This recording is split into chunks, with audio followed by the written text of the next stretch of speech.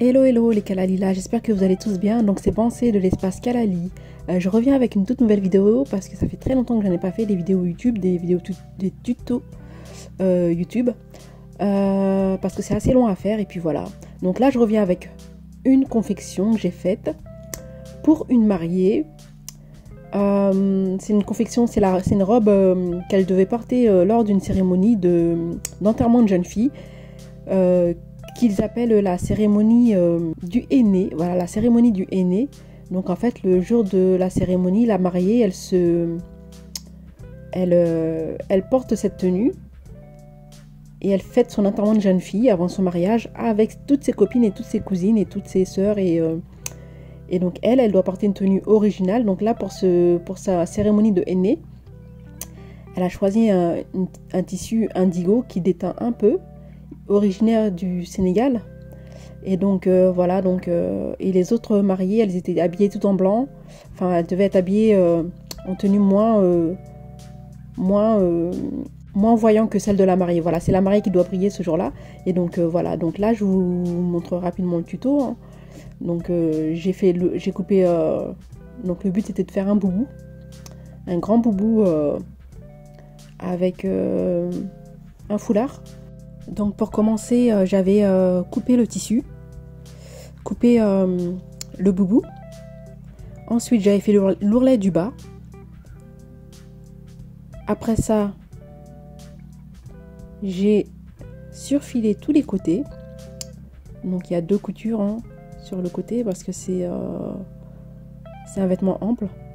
Donc couture sur le côté. Et puis après, j'ai mis un élastique au poignet. Donc là c'est ce que je suis en train de faire là justement. Donc en fait j'ai piqué l'élastique pour le fermer en premier. Ensuite j'ai inséré l'élastique dans un ourlet et j'ai cousu l'ourlet en faisant attention à ne surtout pas piquer l'élastique. Donc l'élastique il doit rester amovible à l'intérieur de l'ourlet. Vous pouvez le voir là sur la vidéo, là je suis en train de le faire justement. Et voilà, donc je pique tout au long de l'ourlet. Et je vais laisser une ouverture. Je ne vais pas fermer tout de suite l'élastique. Je vais laisser une ouverture. Parce que l'élastique, je vais devoir l'ajuster à mon poignet pour pas qu'il soit trop grand. Bien que j'ai coupé un élastique de 15 cm. J'avais peur qu'il soit trop grand. Donc finalement en fait j'ai laissé une ouverture pour pouvoir mesurer la taille du poignet à mon poignet à moi. Et ajuster l'élastique en fonction de ma taille. Voilà. Comme la mariée en fait elle fait la même taille que moi, donc son poignet il correspondait au mien, donc j'ai pris les mesures sur moi directement pour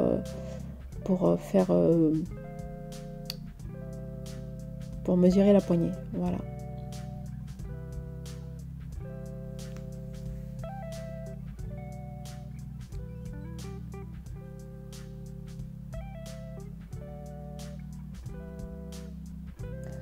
Donc vous pouvez voir là, voilà, donc j'ai laissé une ouverture, c'est ce que je vous parlais. Donc parce que le poignet, il ne faut pas qu'il soit trop large, il ne faut pas qu'il soit trop grand. Donc ce que j'ai fait, j'ai mis mon poignet à l'intérieur et j'ai vérifié que ce ne soit pas trop grand, que je puisse nager dedans et que le poignet, il me sert pas trop, et que la manche, pardon, elle me sert pas trop au poignet.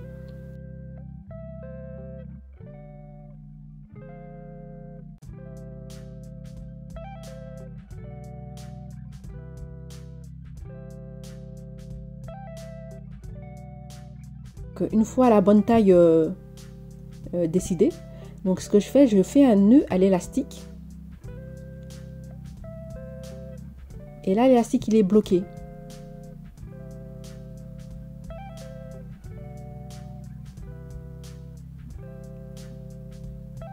Donc là je le réessaye, là je vois que c'est bon au niveau du poignet. Donc je rentre l'élastique à l'intérieur de l'ourlet, je le cache, je le coupe pas, ça sert à rien au cas où un jour on veut l'agrandir, il reste un peu de rab, c'est très bien. Et là, une fois que c'est bon, ben, je passe à la machine et je ferme le trou. Voilà, donc je fais un point d'arrêt, toujours à 3 points avant, 3 points arrière. Et je ferme mon ouverture. Et donc là, le poignet, il est terminé. Je fais la même chose avec l'autre poignet, donc vu qu'il y en a 2. Et voilà.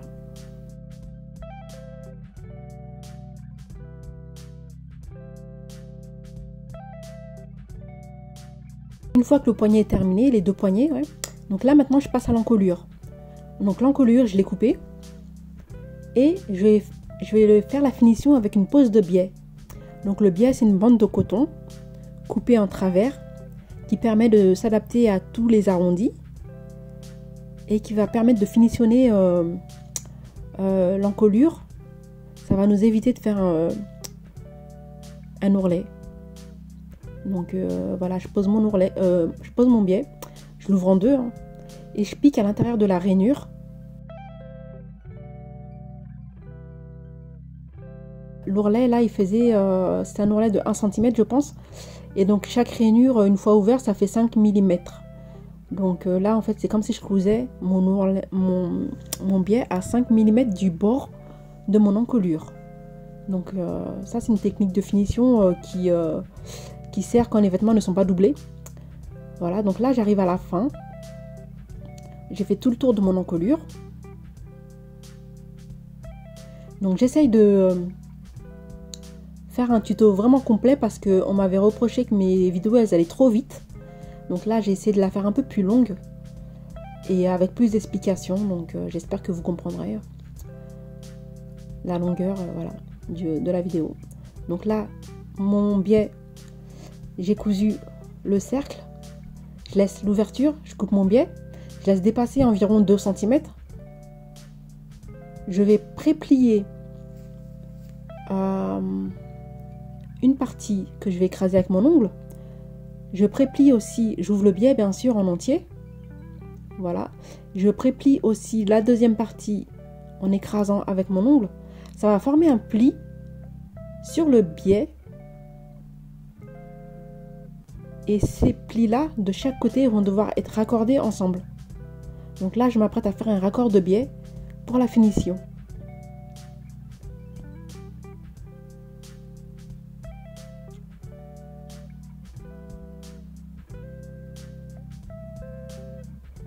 Donc là, vous pouvez voir, hein, donc c'est une technique un peu technique à faire.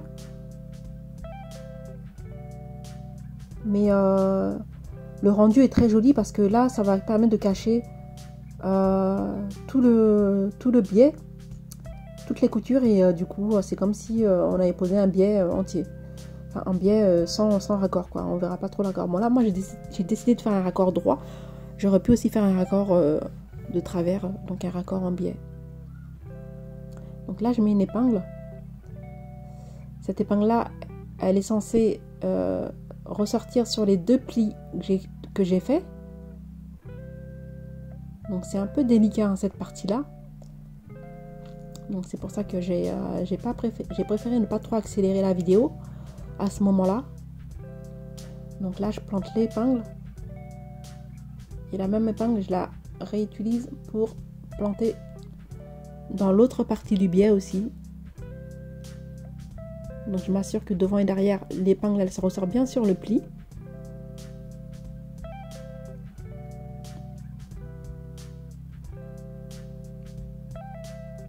Une fois que c'est bon, hein, je passe à la machine et je vais faire un raccord de biais. Je vais coudre sur ma ligne de pliage que j'ai faite. Donc je retire l'épingle, je baisse le pied, je retire l'épingle. Je fais mes 3 points d'arrêt avant-arrière et je fais ma couture toute droite.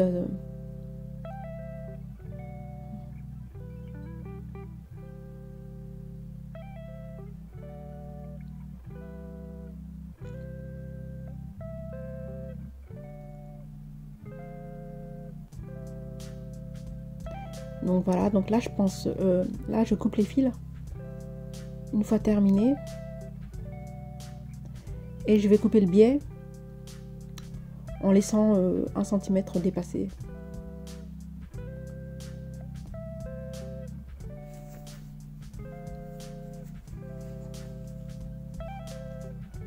Voilà, je coupe le biais en laissant 1 cm dépasser. Ensuite, je vais ouvrir la couture. Avec mon ongle, hein, toujours. Hein. Donc on peut le faire refaire à repasser aussi, ou soit avec l'ongle. Donc c'est du coton, hein, ça se plie assez facilement. Donc voilà, donc une fois que j'ai fait ça, je referme mon raccord. Donc le raccord est fermé, pardon. Je referme le biais que j'avais laissé ouvert pour pouvoir faire le raccord. Donc je ferme le biais.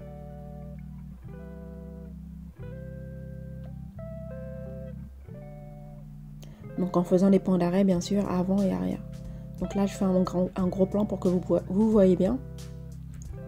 Voilà.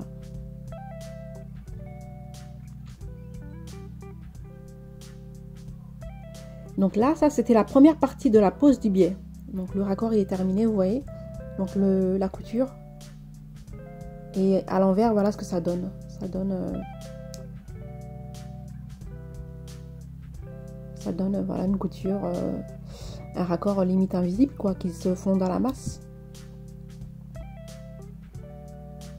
Donc là, je m'apprête à faire la deuxième partie, qui consiste à retourner le biais, à le mettre sur l'endroit, non pardon, sur l'envers du tissu, et de piquer tout autour. Donc là,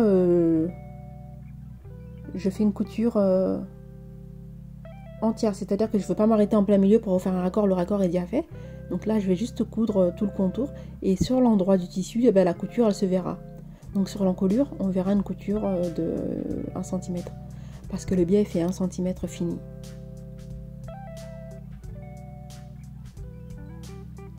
Donc c'est une technique qui n'est pas très difficile à faire, hein. Donc le biais, moi j'aime bien utiliser le biais comme finition, parce que ça permet de faire une finition propre. Et ça prend pas beaucoup de tissu, donc ça prend que 0,5. Ça dépend de la largeur du biais. Et après le rendu est très beau. Voilà. Et on peut utiliser des biais de toutes les couleurs. Donc là moi j'ai pris du noir, hein, parce que le tissu, le noir se fondait très bien.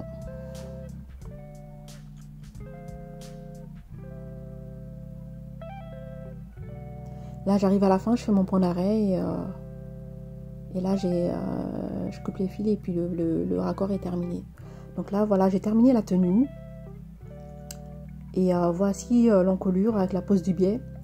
Donc on voit bien la couture à l'intérieur et sur l'extérieur. Et on peut voir aussi que le tissu il déteint beaucoup. Donc c'est un tissu indigo qui déteint beaucoup. J'ai les mains toutes violettes et la mariée quand elle va le porter, ben, son corps il va être tout violet aussi. Hein. Ainsi que ses sous-vêtements. Voilà.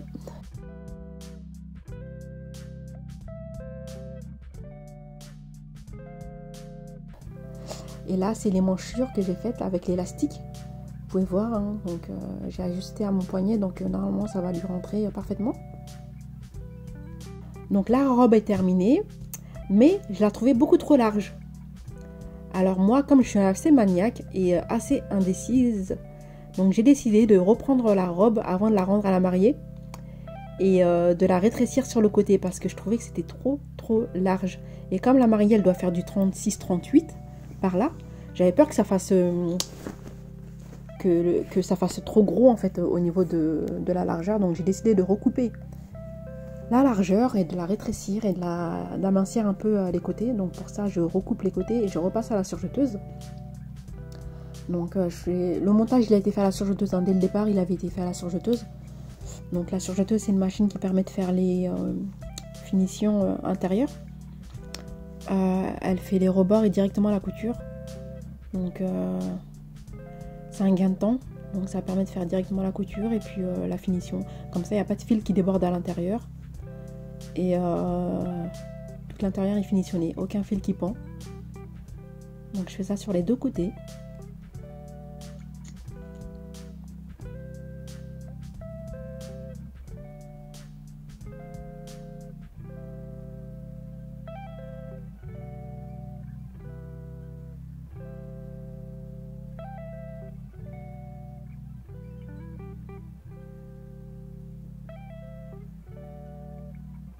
Voilà, donc là j'arrive à la fin.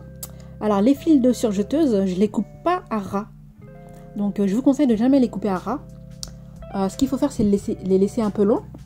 Ensuite d'utiliser une grosse aiguille avec un chat assez gros pour permettre d'attraper le fil de surjet et de le rentrer à l'intérieur du surfilage. Donc je prends mon aiguille, je l'insère à l'intérieur des coutures et je vais récupérer le fil pour le faire rentrer dans le chat de l'aiguille et après je le fais passer entre les coutures. Donc comme vous pouvez voir là, je fais un gros plan. Donc là j'insère mon aiguille, je fais passer le fil dans le chat, je tire le fil et puis voilà et je coupe. Et là ça permet que le fil ne se défasse pas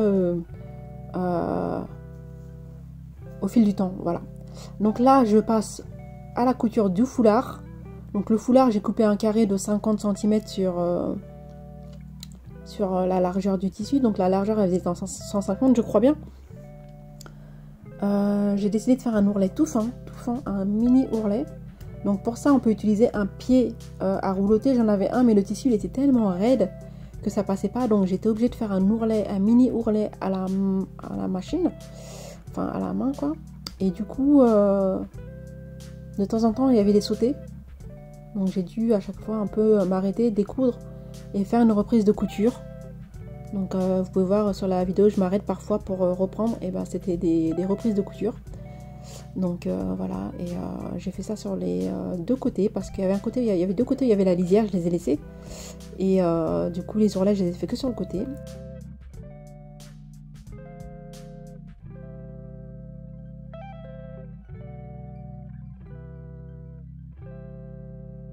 Et donc là, vous pouvez voir la tenue terminée.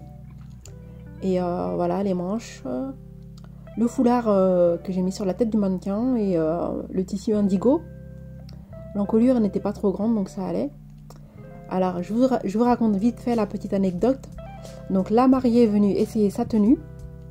Elle l'a essayé, elle l'a emporté. Donc elle a vu qu'il était trop large. Et rebelote. J'ai dû, encore une fois de plus, la retoucher. Donc elle est venue, on l'a retouché ensemble. Donc là vous pouvez voir les différentes finitions. Donc on a retouché encore le côté. Et la longueur, elle a trouvé trop longue. Donc là c'est là quand je reprends la longueur. Et voilà. Et là ça lui allait comme un gant là. Là c'était bon, on l'avait essayé. Elle a mis ses bijoux. Et la longueur ça allait. Et puis les bras c'était parfait. Et l'encolure aussi parfait. Et en gros elle était trop belle. Donc j'espère que ça vous a plu. À bientôt. Merci beaucoup. Likez, partagez.